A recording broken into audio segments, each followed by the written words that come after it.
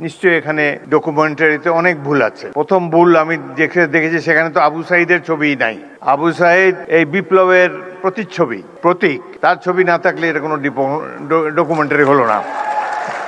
সুতরাং কিছু ভুল হয়েছে এবং এই ভুল মাননীয় মন্ত্রী জোর হাতে স্বীকার করেছেন, ক্ষমা চেয়েছেন। কিন্তু বাংলাদেশের নেতাকে তো মানে না সহজে অনুসারীরা। প্রতি মুহূর্তেই তারা যে নেতার চেয়ে বড় এটা প্রমাণ দেওয়ার জন্য মুখিয়ে থাকে। সেই কারণেই এই ধরনের একটা অনুষ্ঠানের এই পরিণতি হলো। আপনারা যারা এখানে এসেছেন, জুলাই যোদ্ধারা, মন খারাপ করবেন না। যারা জীবন দিয়ে গেছে ৭১ সালে, তারাও কিছু পায় নাই। আপনারাও যা প্রাপ্য হয়তো পাবেন না। ইতিহাসের পাতা থেকে শহীদ আবু সাঈদকে মুছে ফেলা, এক দফার কে ঘোষণা করেছে করে নাই, এই ধরনের ইস্যুতে বিতর্ক সৃষ্টি করা সহ আজ পালিত হয়েছে ৩৬শে জুলাই। এক দফার ঘোষক দেওয়া হয়েছে আমাদের হাওয়া ভবনের তারেক রহমান সাহেবকে এবং লং মার্চের ঘোষক দেওয়া হয়েছে মির্জা ফখরুল ইসলাম আলমগীর স্যারকে।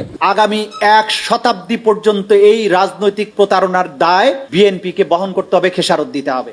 আসসালামু আলাইকুম। ভিডিওটি যারা দেখছেন এই মুহূর্তে তাদেরকে অনুরোধ করব দয়া করে পুরো ভিডিওটি সম্পূর্ণ ধৈর্য সহকারে দেখবেন। খুবই গুরুত্বপূর্ণ একটা বিষয় নিয়ে আলোচনা করব। প্রিয় দর্শক শ্রোতামণ্ডলী, জুলাই গণঅভ্যুত্থানে সবথেকে বেশি অবদান কাদের ছিল আপনারা কি মনে করেন? প্রিয় দর্শক, অবশ্যই সেটা কমেন্টে জানাবেন আপনারা কি মনে করেন। আপনাদের কি মনে হয় কাদের ডাকে সাড়া দিয়ে মানুষ রাজপথে নেমেছিল, এই বিপ্লবটা ঘটিয়েছিল? সকলে চোখ বন্ধ করে এক কথায় উত্তর দিবে হয়তো নাহিদ, হাসনাত, সার্জিস, এদের ডাকে সাড়া দিয়ে মানুষ রাজপথে নেমেছিল। কিন্তু এই মানুষগুলোকে বাদ দিয়ে জুলাই স্মৃতির ডকুমেন্টারি বানানো হয়েছে, যেখানে শহীদ আবু সাঈদ মুগ্ধ, কারোর নাম উল্লেখ নেই, কারোর ছবি পর্যন্ত নেই। খুবই দুঃখজনক বিষয়। এই বিষয়টি নিয়ে যখন প্রতিবাদ করে জুলাই যোদ্ধারা রাষ্ট্রপতির অনুষ্ঠানে গিয়ে, তখন বিএনপির নেতাকর্মীরা এবং বিএনপির প্রতিমন্ত্রী, স্বরাষ্ট্রমন্ত্রী, তারা পরিস্থিতি সামাল দেওয়ার চেষ্টা করে, এক পর্যায়ে ভুলও স্বীকার করে। কিন্তু আমার সব থেকে বেশি ভালো লেগেছে আমাদের বর্তমান ভারপ্রাপ্ত রাষ্ট্রপতি মহোদয় এবং সংসদের স্পিকার বীর বিক্রম হাফিজউদ্দিন আহমেদের কথা। তিনি বলেছেন যে তিনি লজ্জিত, তিনি দুঃখ প্রকাশ করেছেন। তিনি বলেছেন অতীতেও যারা দেশের জন্য কাজ করেছে তারা কোনো মূল্য পায়নি, তাদের অবদান কেউ মনে রাখেনি। এটাই বাংলাদেশের নিয়ম। আজকে শহীদ আবু সাঈদ মুগ্ধর নাম নেই, ছবি নেই, তাদের কথা উল্লেখ নেই, তাদের ত্যাগের কথা এখানে উল্লেখ নেই। এই ডকুমেন্টারি তাহলে কিসের ভিত্তিতে? চলুন কথা না বাড়িয়ে কি বলল আমাদের ভারপ্রাপ্ত স্পিকার, আমাদের ভারপ্রাপ্ত রাষ্ট্রপতি এবং স্পিকার জনাব হাফিজউদ্দিন আহমেদ দুঃখ প্রকাশ করে কি বক্তব্য রাখলেন সেটা আমরা দেখি, তারপরে কথা বলি। প্রথম ভুল আমি দেখেছি, সেখানে তো আবু সাঈদের ছবিই নাই। আবু সাঈদ এই বিপ্লবের প্রতিচ্ছবি, প্রতীক। তার ছবি না থাকলে এটা কোনো ডকুমেন্টারি হলো না। প্রকৃতপক্ষে বক্তৃতা দেওয়ার মানসিকতা হারিয়ে ফেলেছি। আজ এই অনুষ্ঠানটি একটি জাতীয় অনুষ্ঠান, সলেম অকেশন। জুলাই যোদ্ধাদেরকে শ্রদ্ধার সাথে স্মরণ করার জন্য রাষ্ট্র এই অনুষ্ঠানের আয়োজন করেছে। কিন্তু যে দৃশ্য এখানে দেখলাম সেটিতে অত্যন্ত দুঃখিত এবং লজ্জিত হয়েছি, ব্যথিত হয়েছি। সকালটা ভালোই কেটেছিল, টেলিভিশনে দেখেছি জুলাই জাদুঘর উদ্বোধনী অনুষ্ঠানটি। সেখানে মাননীয় প্রধানমন্ত্রী এবং অন্যান্য দেশের বিশিষ্ট ব্যক্তিবর্গ ছিলেন। জুলাই যোদ্ধাদের একটি মিলন মেলা দেখতে পেয়েছিলাম সকালে। জাতীয় ঐক্য সহজেই প্রতিভাত হয়েছিল। কিন্তু বিকেলের এই অনুষ্ঠানটিতে যা দেখলাম এটি অভিপ্রেত ছিল না, একেবারেই অনভিপ্রেত। জাতীয় অনুষ্ঠানে আমরা তো জাতীয় ঐক্যের কোনো বহিঃপ্রকাশ দেখাতে পারলাম না। ভুল তো মানুষ করেই। নিশ্চয়ই এখানে ডকুমেন্টারিতে অনেক ভুল আছে। প্রথম ভুল আমি দেখেছি সেখানে তো আবু সাইদের ছবি নাই। আবু সাইদ এই বিপ্লবের প্রতিচ্ছবি, প্রতীক। তার ছবি না থাকলে এটা কোনো ডকুমেন্টারি হলো না। সেখানে আরো নাই দেশনেত্রী বেগম খালেদা জিয়ার ছবিও তো নাই। সুতরাং কিছু ভুল হয়েছে এবং এই ভুল মাননীয় মন্ত্রী জোর হাতে স্বীকার করেছেন, ক্ষমা চেয়েছেন, বারংবার ক্ষমা চেয়েছেন। তারপর তো শান্ত হওয়া উচিত এই ধরনের একটা জাতীয় অনুষ্ঠানে। এটাকে পুষে সংসদের মতো একটা ওয়াকআউট, এটি বাঞ্ছনীয় নয়। আমি লক্ষ্য করেছি মাননীয় সংসদ সদস্য আক্তার, তিনি তার অনুসারীদেরকে প্রশমিত করার চেষ্টা করেছেন, কিন্তু বাংলাদেশের নেতাকে তো মানে না সহজে অনুসারীরা। প্রতি মুহূর্তেই তারা যে নেতার চেয়ে বড় এটা প্রমাণ দেওয়ার জন্য মুখিয়ে থাকে। সেই কারণেই এই ধরনের একটা অনুষ্ঠানের এই পরিণতি হলো। এখানে যারা বিদেশি বসা ছিল, আমি মনে মনে চিন্তা করছিলাম যে ইংরেজিতেই ভাষণ দেবো, বিদেশিরা দেখুক 16 বছর আমরা কিভাবে কাটিয়েছি, কিন্তু তারা তো চলেই গিয়েছে। যাই হোক, জাতীয় অনুষ্ঠানে এই ধরনের বিশৃঙ্খলতা মোটেই কাম্য ছিল না। ভাই, আমরা তো জনগণের ভোট নিয়ে এখানে এসেছি, জনগণের নির্বাচিত প্রতিনিধি, আমরা হাওয়ার থেকে উড়ে এসে বসি নাই এখানে। সুতরাং এই সরকার নির্বাচিত একটি সরকার, এটুকু শ্রদ্ধা সম্মান প্রাপ্য। ভুল তো আমরা করি, আরো হয়তো সামনে আরো ভুল করব, সেই ভুল করলে তার জন্য মাসুলও দেব, কিন্তু সবাই মিলে ভুল সংশোধন করতে চাই। সকালের অনুষ্ঠানটা একটা চমৎকার একটা অনুষ্ঠান ছিল। প্রফেসর ইউনূস নিচে বসেছিলেন, তাকে মাননীয় প্রধানমন্ত্রী ডেকে এনে সম্মান দেখিয়ে তার পাশে বসিয়েছেন, স্টেজে উঠিয়েছেন। এটাই তো আমরা কামনা করি। সবাইকে আমরা সম্মান করতে চাই, কাউকে অপমান করার চেষ্টা চাই না। এখানে বক্তব্য দেওয়ার সময় কেউ বুয়া বুয়া বলে চিৎকার করে, রাষ্ট্রীয় অনুষ্ঠানে কি এগুলো মানায়? কবে আমরা শিখবো? যাই হোক, অত্যন্ত দুঃখজনক। আমি আরো বেদনার্ত হয়েছি, অভিভূত হয়েছি। মা তার অন্ধ ছেলেকে নিয়ে এখানে দাঁড়িয়েছেন। তার ছেলেটি চোখ হারিয়েছে গণতন্ত্র পুনরুদ্ধারের জন্য, আইনের শাসন কায়েম করার জন্য। আজকে তারা আমাদের সামনে এসে দাঁড়িয়ে যদি মর্যাদাই না পান, তাদেরকে যদি আবারও ছোটখাটো চাওয়া পাওয়ার জন্য মন্ত্রীদের দ্বারে দ্বারে ঘুরতে হয়, সেটি জাতির জন্য লজ্জা। আমি আপনাদেরকে আশ্বস্ত করতে চাই, এখানে দুজন মন্ত্রী, নিচে জুনায়েদ সাকিব মাননীয় মন্ত্রী চমৎকার বক্তব্য দিয়েছে। এই সরকার তো আপনাদের নির্বাচিত সরকার, আমরা ভুল করলে আমাদেরকে শুধরিয়ে দিবেন। আমরা তো আর আওয়ামী লীগ হতে পারবো না, হতেও চাই না। আওয়ামী লীগে দেখেন, তাদের কোনো অনুশোচনা নাই। এত অন্যায়, অবিচার, খুন, গুম, মানি লন্ডারিং, হত্যা, নির্যাতন, আয়নাঘর, এতে তারা কোনো লজ্জাবোধ করে না তো। আবার বলে যে ডিসেম্বর মাসে আসেন, দেশে এসে পদার্পণ করবেন। আমরা অপেক্ষা করে আছি, আসেন দেশে। দেশে আছেন, দেখা হবে ইনশাল্লাহ রাজপথে। 27 বছর বয়সে মুক্তিযুদ্ধ করেছি, এখন 82 বছর বয়সে আরেকটা করব বাংলাদেশের জন্য। বাংলাদেশের জনগণের শাসন, গণতন্ত্র চিরস্থায়ী করে যাব আমরা। রক্ত দিয়েছি এই দেশের জন্য, যুদ্ধে আহত হয়েছিলাম 1971 সালে। এই ধরনের বাংলাদেশ দেখার জন্য নয়। ইনশাল্লাহ জুলাইয়ের যে ইতিহাস, গৌরবের ইতিহাস, পৃথিবীতে অনেক রাষ্ট্র আছে, তাদের এরকম নাগরিক নাই যে উদ্ধত সঙ্গীনের সামনে দুহাত তুলি আবু সাইদের মতো দাঁড়াতে পারবে। কোন জাতি এত সাহসী? আমরা সেই জাতি, তাদেরকে নিয়ে আমরা গর্ববোধ করি। আপনারা যারা এখানে এসেছেন, জুলাই যোদ্ধারা, মন খারাপ করবেন না। যারা জীবন দিয়ে গেছে 71 সালে, তারাও কিছু পায় নাই। আপনারাও যা প্রাপ্য হয়তো পাবেন না, কিন্তু এই সরকারের কাছ থেকে নিশ্চয়ই সম্মান আপনারা পাবেন। আমরা সেই সম্মান আপনাদেরকে দেব। গরিব দেশে যতটুকু সাধ্য আছে সবকিছু উজাড় করে দেব আপনাদের কল্যাণের জন্য। বাংলাদেশের এই সরকারের সবচাইতে গুরুত্বপূর্ণ কাজ, জুলাইতে যারা আত্মাহুতি দিয়েছে সেই সব পরিবারের রক্ষণাবেক্ষণ করা। এটাই সবচাইতে পবিত্র দায়িত্ব। যারা আহত, চোখের দৃষ্টি হারিয়েছে, অঙ্গ হারিয়েছে, তাদেরকে সুস্থ করে তোলা এই সরকারের পবিত্র দায়িত্ব। ইনশাল্লাহ আমরা সবাই মিলে সেটি পালন করব। জুলাই গণঅভ্যুত্থান আমাদেরকে রাষ্ট্র পুনর্গঠনের সুযোগ এনে দিয়েছে। আমাদের লক্ষ্য হওয়া উচিত একটি গণতান্ত্রিক, ন্যায়ভিত্তিক, দুর্নীতিমুক্ত বাংলাদেশ, যেখানে প্রতিটি নাগরিক সমান অধিকার ও মর্যাদা পাবে।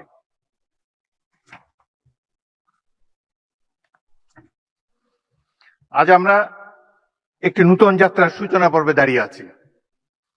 এই যাত্রাপথ সহজ নয়, মতের ভিন্নতা থাকবে, কিন্তু জাতীয় স্বার্থ, গণতান্ত্রিক মূল্যবোধ এবং দেশের স্বাধীনতা সার্বভৌমত্বের প্রশ্নে আমাদের ঐক্য, সংযম ও প্রজ্ঞার পরিচয় দিতে হবে।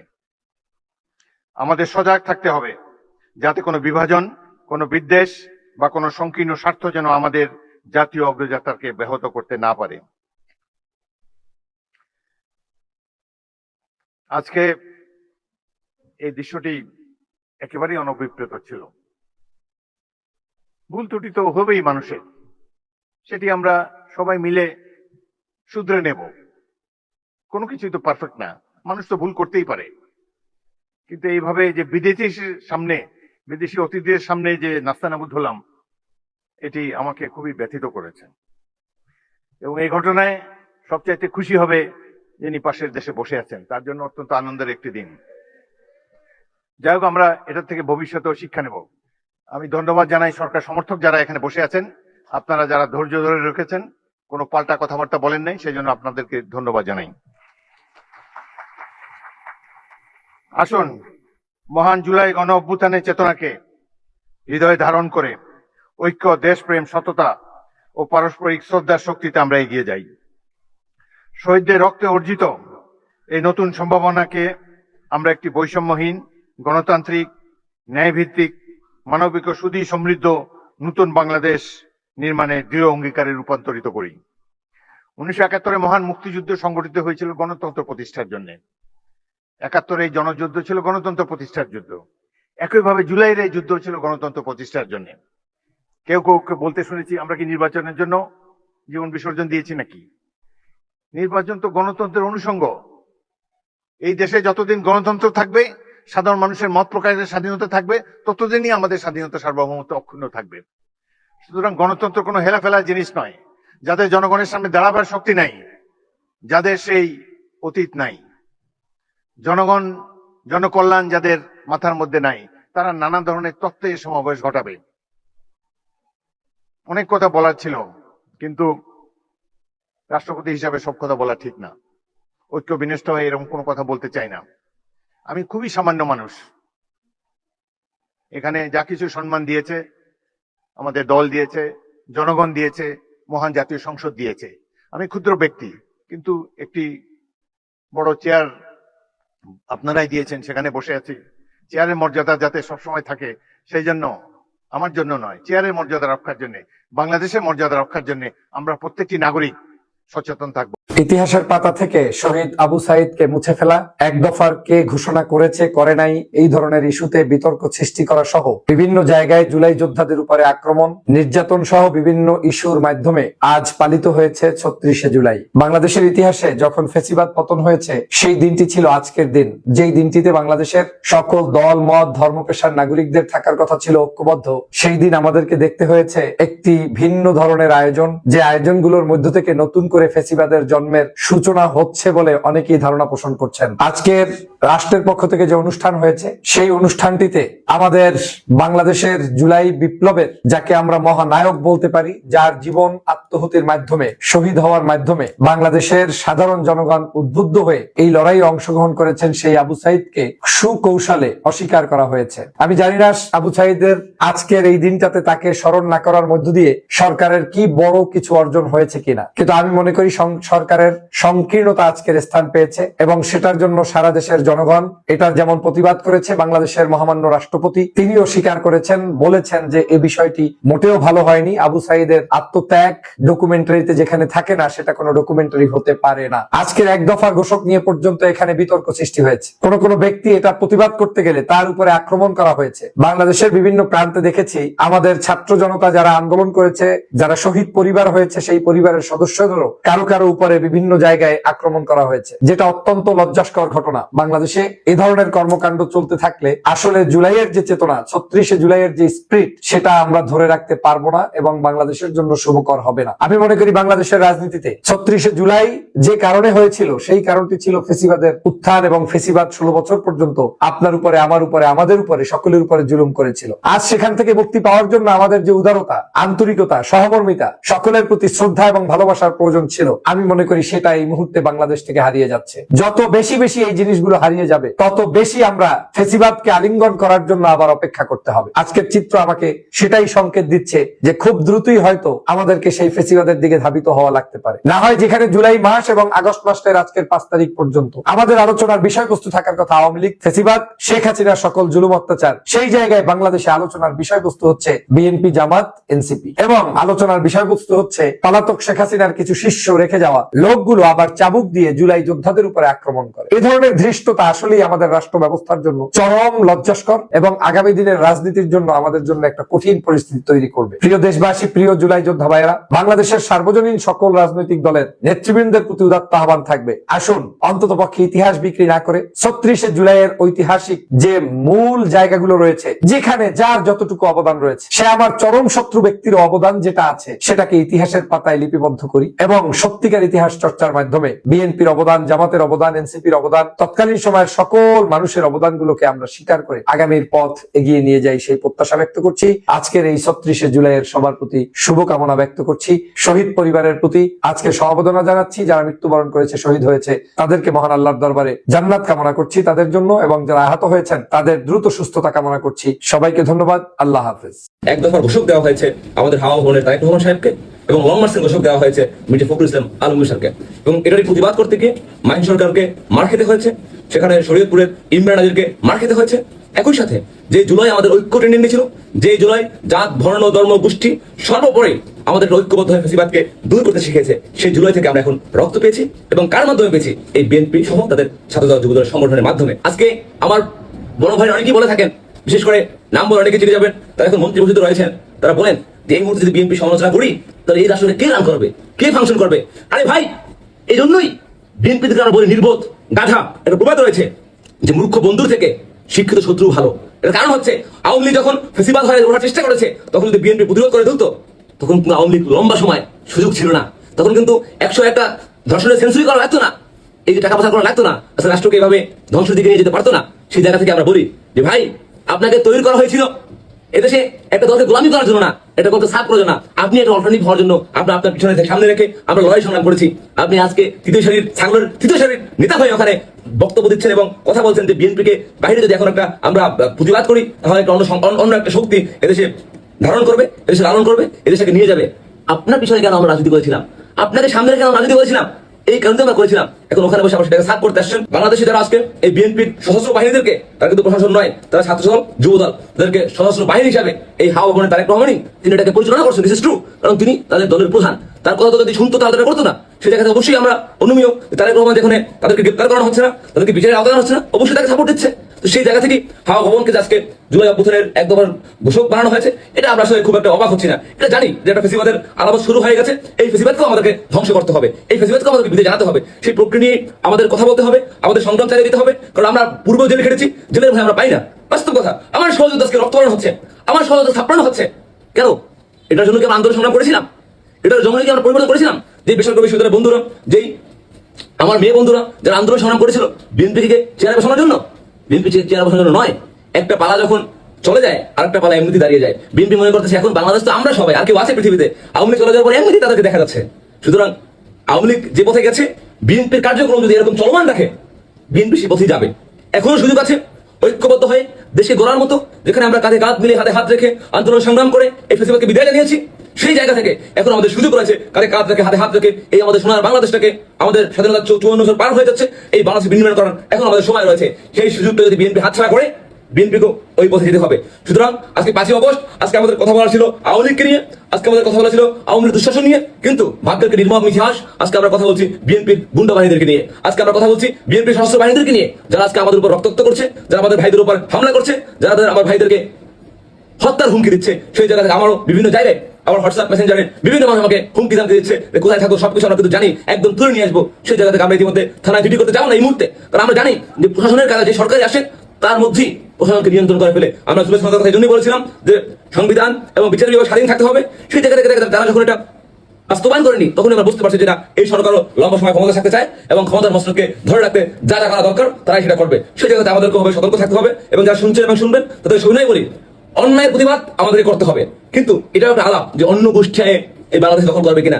আরে ভাই, এই জন্য যদি আমরা তাদের এই ভয়ে যে অন্য কেউ এসে বাংলাদেশটাকে দখল করে কিনা, তখন কি আমরা একটা দলকে ফেসিবাদী বৈধতা দিলাম না? আমরা তো কোনো গোষ্ঠীকে ফেসিবাদকে বৈধতা দিতে পারি না।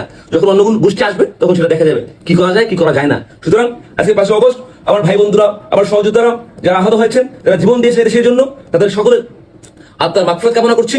এবং আগামী বাংলাদেশকে যারা আমাদেরকে সহযোদ্ধা জীবন দিয়ে গেছে যে এই আন্দোলন সংগ্রাম করে এই দেশটাকে রক্ষা করতে হবে, সেই পথেই আমরা চলতে চাচ্ছি। এবং সেই অঙ্গীকারবদ্ধ হয়ে আমরা দেশটাকে কিভাবে রান করা যায়, কেউ শৃঙ্খলার মাধ্যমে রান করা যায়, কেউ অর্থনৈতিক মুক্তি পাওয়া যায়, সেই জায়গা থেকে আমরা আন্দোলন সংগ্রাম পুনরায় যদি চালু করতে হয় আমরা চালু করবো। এবং এই মুহূর্তে আমাদের প্রতিভাষার ভাষা জারি রাখতে হবে। সে বলে আমি আজকে কথা শেষ করছি। ধন্যবাদ। আসসালামু আলাইকুম।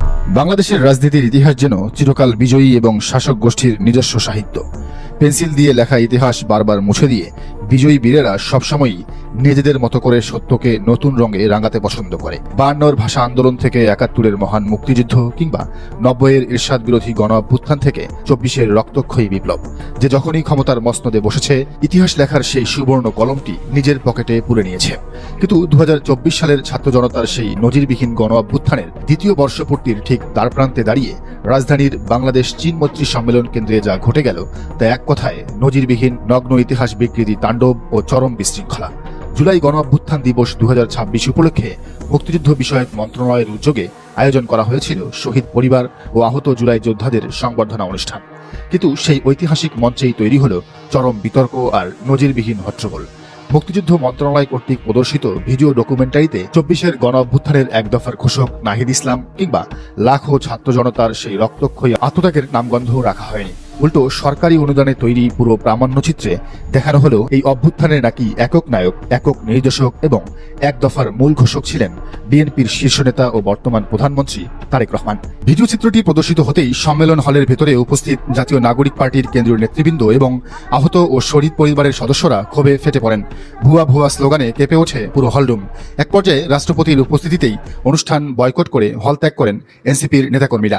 ঘটনাস্থলে পরিস্থিতি মুহূর্তের মধ্যে এতটাই উত্তপ্ত ও নিয়ন্ত্রণের বাইরে চলে যায় যে সভা মঞ্চে থাকা মুক্তিযুদ্ধ বিষয়ক প্রতিমন্ত্রী ইশরাক হোসেন মাইক হাতে নিয়ে ক্ষোভ প্রকাশ করতে গিয়ে এক প্রকার কাটা ঘায়ে নুনে ছেটে দেন। প্রতিমন্ত্রীর এই বিতর্কিত মন্তব্যে হট্টগোল আরও দ্বিগুণ হয়ে যায়। পরবর্তীতে স্বরাষ্ট্রমন্ত্রী সালাউদ্দিন আহমেদ এবং এনসিপির সদস্য সচিব আক্তার হোসেন মঞ্চে এসে পরিস্থিতি শান্ত করার চেষ্টা করেন।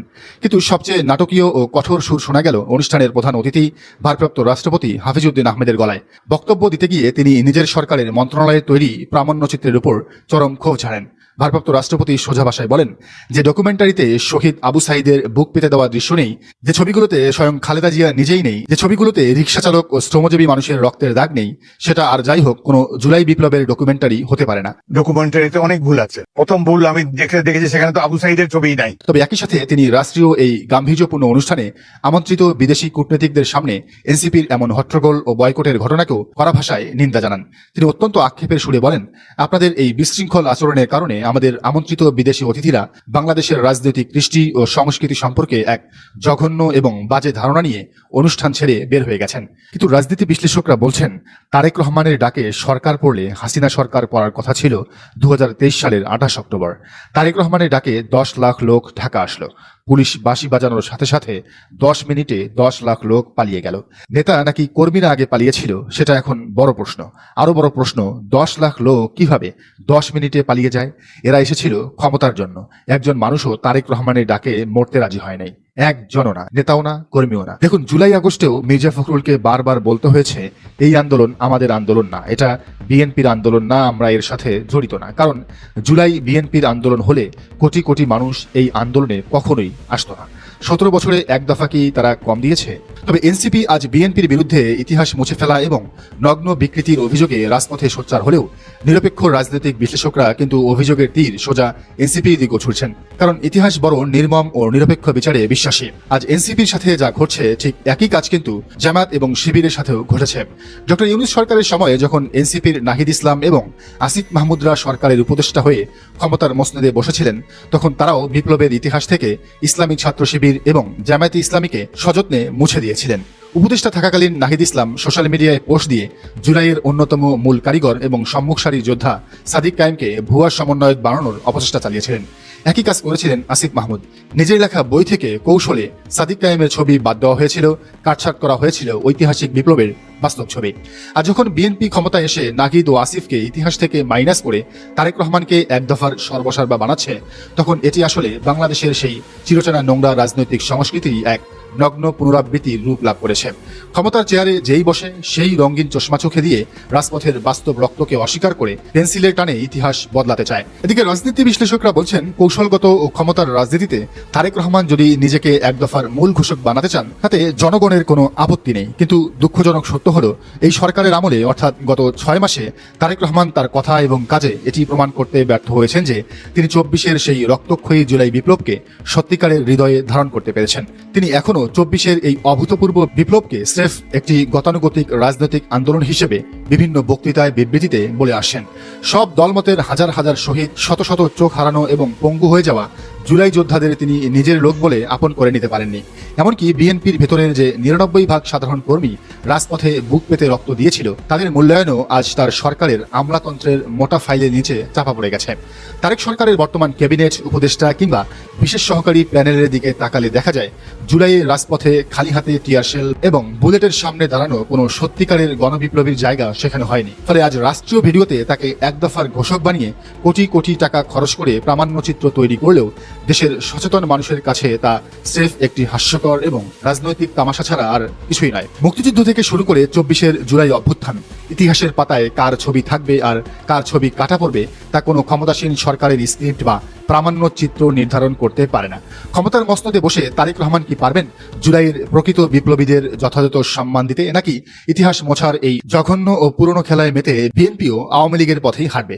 বাংলাদেশের সচেতন জনগণ আজ আর বোকা নয়। তারা খুব ভালো করেই জানে সরকারি দলিলে লেখা কৃত্রিম ইতিহাস আর রাজপথে বুকে রক্ত দিয়ে লেখা বাস্তব ইতিহাসের মধ্যকার তফাৎ কতটুকু। 24-এর আন্দোলনের পর যারা এই 24-এ আন্দোলনের জন্য জান দিল, জীবন দিল, এত কষ্ট করলো, জীবন মৃত্যুর সন্ধিক্ষণ থেকে ফিরে আসলো, তাদেরকে ম্যাক্সিমাম অনেকেই অস্বীকার করে, বাজে গালি দেয়, তাদের প্রতি শ্রদ্ধা সম্মান রাখে না, ইভেন তাদেরকে কটাক্ষ করে বাজে কথা বলতে 1 সেকেন্ডও ভাবে না। আজকে 5 আগস্ট উপলক্ষে একটা ডকুমেন্টারি অনুষ্ঠান ছিল, সেখানে বর্তমান রাষ্ট্রপতি উপস্থিত ছিলেন, নয়া রাষ্ট্রপতি বর্তমান রাষ্ট্রপতি উপস্থিত ছিলেন। উনি কিছু কথা বলেন যে কথা প্রত্যেককে মন ছুঁয়ে যায়। ওনাকে অনেক ভালো লাগে, অনেক সম্মান, শ্রদ্ধা, ভক্তি ওনার জন্য আমার সবসময় আছে, থাকবে। কারণ ওনাকে আমি প্রথম থেকে দেখতেছি, উনি ক্ষমতা পাওয়ার পরেও, ক্ষমতায় ওনার দল আসার পরে, উনি নিজস্ব ব্যক্তিগত ক্ষমতা পাওয়ার পরেও কখনো জুলাইকে কটাক্ষ করে নাই, জুলাইয়ের ছেলেদের কখনো ভুলে যায় নাই, কখনো ভুলে যায় নাই। এই যে একটা হচ্ছে সততা ওনার মধ্যে আমি দেখছি, যে এই সততা বর্তমানে অনেকের মধ্যেই নাই। অনেকেই জুলাই ছেলেপেলের মাথায় কাঁঠাল ভেঙে খেয়ে তাদেরকে অস্বীকার করে, তাদেরকে গালি দেয়, আবু সাইদকে নেশাখোর বলে আখ্যায়িত করে। এই সময় এসে যে উনি বর্তমান রাষ্ট্রপতি হয়ে উনি আবু সাইদকে ভুলে নাই, উনি আবু সাইদের প্রতি, জুলাইয়ের ছাত্র জনতার প্রতি সব সময় সম্মান রেখে কথা বলে। আমার এই জিনিসটা অনেক ভালো লাগছে আজকে। আসলে বিচক্ষণ মানুষের বিচক্ষণতা এরকমই হওয়া উচিত। প্রিয় দর্শক শ্রোতা মণ্ডলী, আপনারা দেখতে পারলেন। ব্যক্তিগত মতামত অবশ্যই কমেন্ট করবেন, আপনারা কি বলতে চান। আসলে কিছু আর বলার নাই, শুধুমাত্র এতটুকুই বলবো যে ইতিহাস বিক্রি করে খাওয়া আর যাবে না। দেশের মানুষ খুবই সচেতন, মানুষের চোখ এখন আর বন্ধ নেই, চোখ খোলা সকলের। ঘরে বসে সব কিছু তথ্য পায় তারা, হাতে মোবাইল থাকলে সব সত্য খবর তারা পেয়ে যায়। এবং সকলেই জানে এই জুলাই অভ্যুত্থানে কাদের অবদান সবচেয়ে বেশি। বিএনপি যতই দলীয়করণ করার চেষ্টা করুক, এই জুলাইয়ের অবদান ক্রেডিট নেওয়ার চেষ্টা করুক, সেটা কখনো পারবে না। বিএনপি বারবার ভুল করছে। তারা সেই ফ্যাসিবাদী কায়দায় রাষ্ট্র শাসন করার পায়তারা করছে। যাই হোক, খুবই খারাপ লাগলো যেই মানুষগুলোর কারণে আসলে এই অভ্যুত্থান, যে মানুষগুলোর ত্যাগের বিনিময়ে বিএনপি সরকার গঠন করতে পেরেছে, সেই মানুষগুলোর স্মৃতি মনে রাখিনি। তাদের কোনো কথাই উল্লেখ নেই জুলাই স্মৃতির ডকুমেন্টারিতে। ভালো থাকবেন, সুস্থ থাকবেন। আপনারা জানাবেন দেশ কোন পথে যাচ্ছে আসলে।